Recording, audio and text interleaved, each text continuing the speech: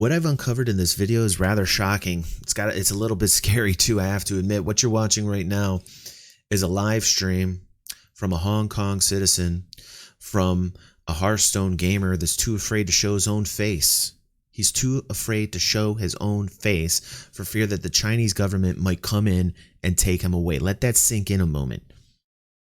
Let that really sink in for a moment. He's not showing his face on his own stream for expressing his opinions.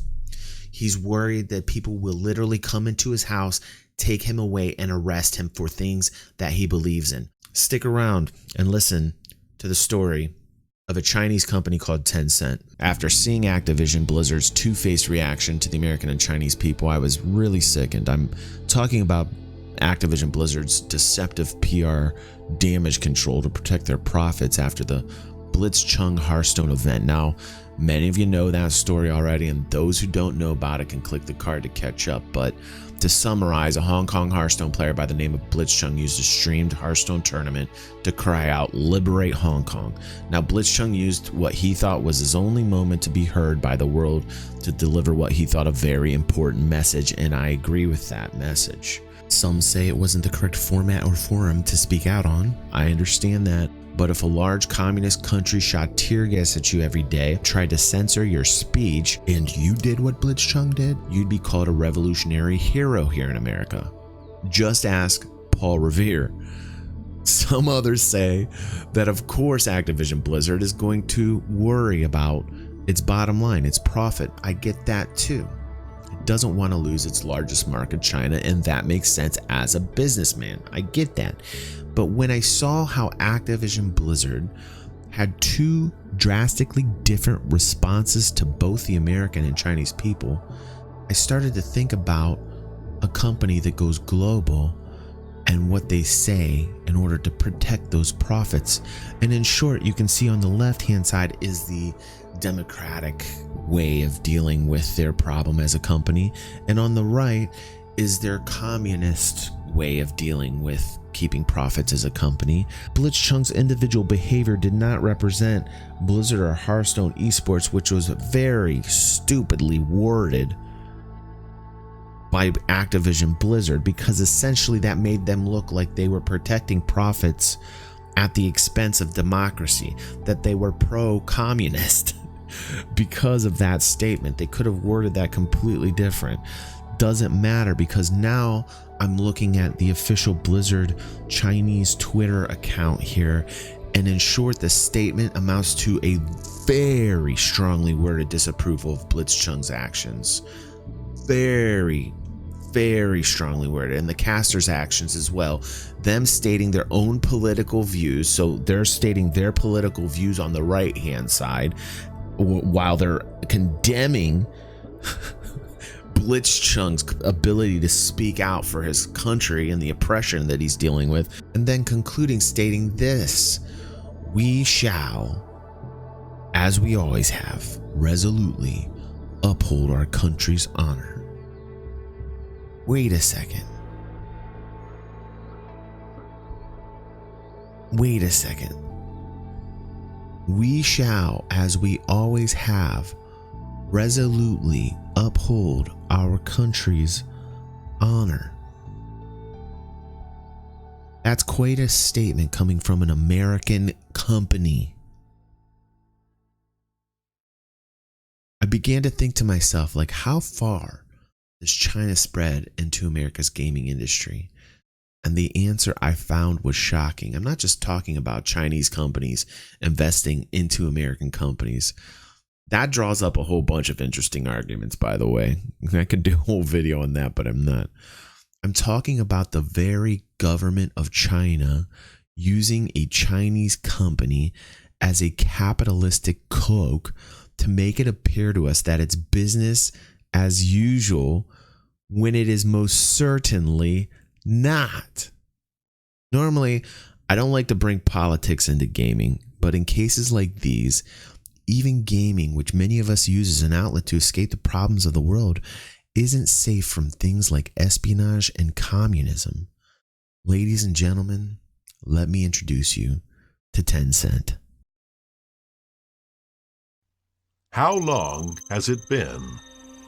since your heart was open to embrace true exploration. When we are eager to change the world, we sometimes get lost in ourselves. Now it is your turn to find yourself. Your future lies ahead.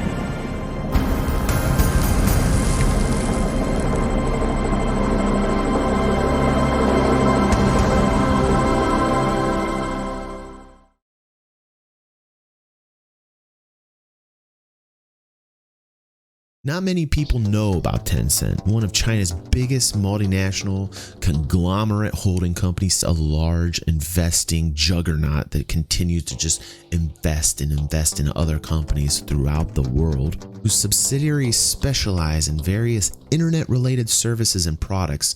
Censorship, yes, it actually says censorship on its Wikipedia page.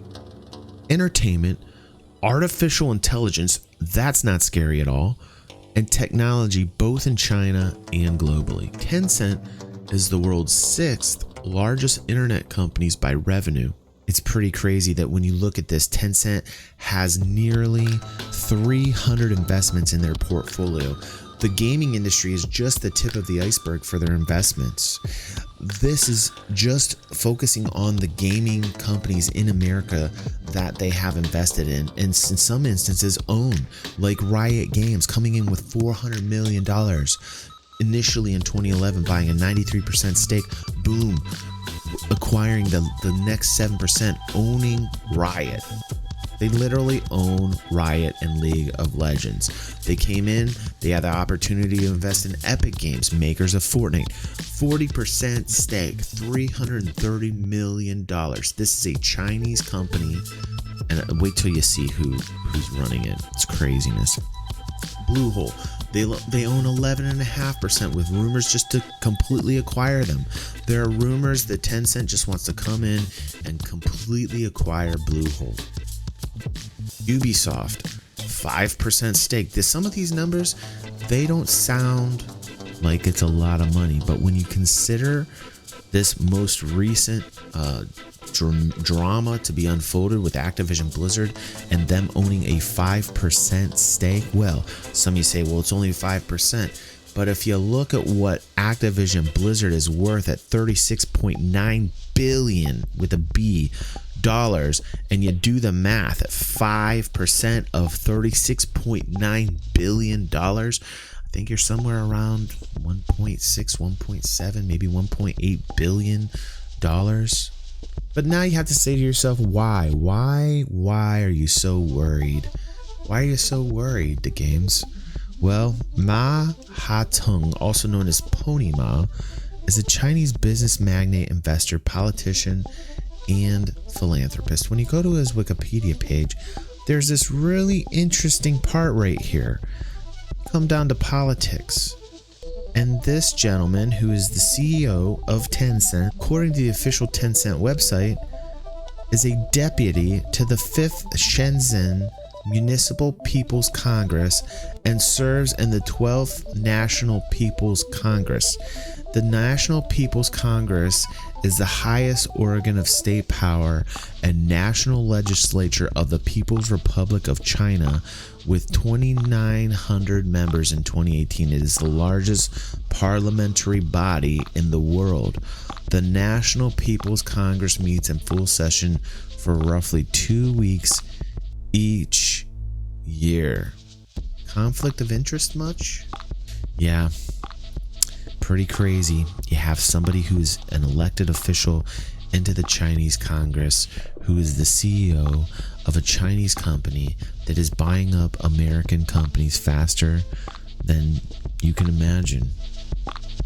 It's very scary. This runs a lot deeper than just the Hong Kong China controversy. This hits us at home.